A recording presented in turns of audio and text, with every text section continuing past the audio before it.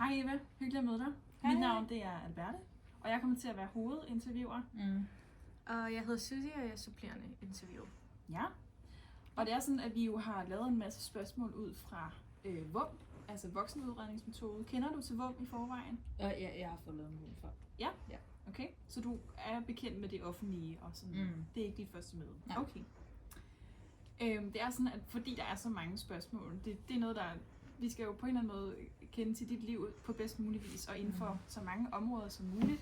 Ja. Så må du meget gerne svare så kortfattet og præcis som overhovedet muligt. Det kan jeg ikke helt love. Jeg kommer nok til at tale uden en tangent, så må I stoppe mig, hvis det er, men jeg kan ikke love, at det bliver så kortfattet, så I må bare stoppe mig, hvis det er.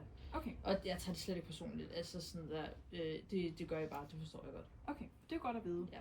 Okay. Er du klar? Ja. Ja, så går vi i gang.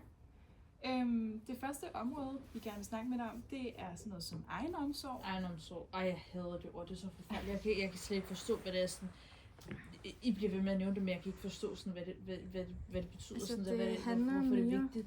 Det handler mere om du kan gøre rent derhjemme, eller spise morgenmad om morgenen. Jamen, jeg forstår ikke sådan der, altså, jeg forstår ikke, hvorfor det er vigtigt. Det er bare vigtigt i forhold til, hvordan din hverdag ser ud. Og Det er for, at vi kan danne et billede af, hvordan du passer på dig selv. Fordi lige så Men, vigtigt altså, som jeg det er at passer jo passe på på mig andre, selv. så er det også vigtigt, at man passer på sig selv. Men det kan jeg jo godt. Altså sådan der, jeg har jo også 4 børn, altså jeg kan godt passe på mig selv.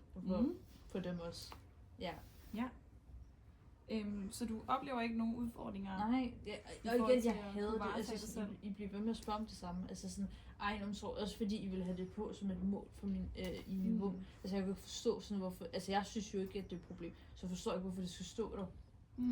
Hvad hvis vi går ind i de forskellige punkter, så kan du sige, om du er god til det, eller Altså vi kan prøve, men altså jeg forstår det ikke. Okay, vi tager det stille og roligt sammen.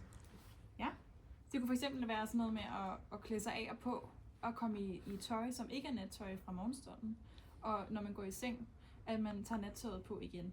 Altså det kommer lidt an på, hvilken det jeg har. Det kan godt være lidt svært, men igen, altså sådan der, om jeg har nattøj på eller ikke nattøj på, altså. Ja. Ja. Godt. Eller, det kan også være sådan noget som, at man husker at gå på toilettet. Sådan, om jeg skal noget den dag eller ikke. Ja. Og hvad med, går du i bad dagligt, eller?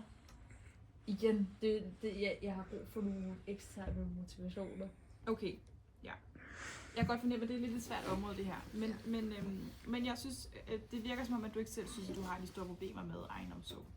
Og den tror jeg, at den tager vi med os videre. Så jeg tror egentlig, at vi vil sige, at det er det for det her område. Så går vi videre til det næste, hvis det er okay med dig. Er der noget, du føler, at du alligevel Nej, har men lyst altså, til at jeg synes uddybe? bare, det er forfærdeligt.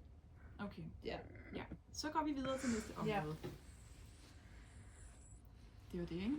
Er der gået